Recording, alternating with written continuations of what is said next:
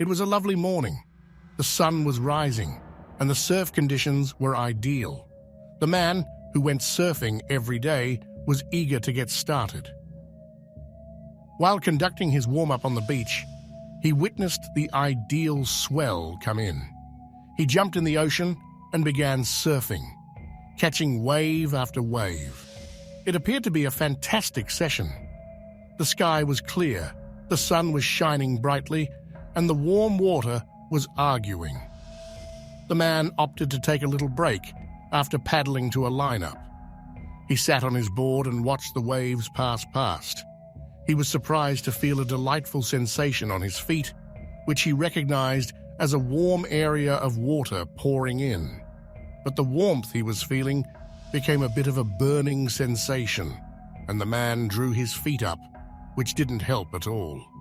He panicked and began to paddle towards the beach, but by the time his hands were submerged, the scorching horror had spread to his arms and his legs. The man paddled on, but he was scared to see his flesh rip off his feet and hands.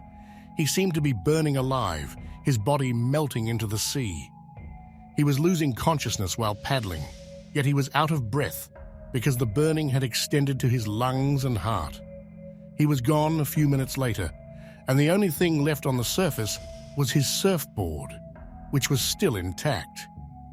A short remark in a local newspaper described a suspected factory leak of some biohazard chemical a few days following his disappearance.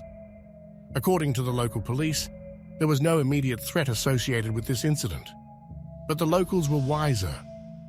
They were well aware that the man's death was not an accident. They were well aware that something malevolent lurked in the water, waiting for its next victim, and they knew they had to avoid the ocean no matter how appealing the waves appeared.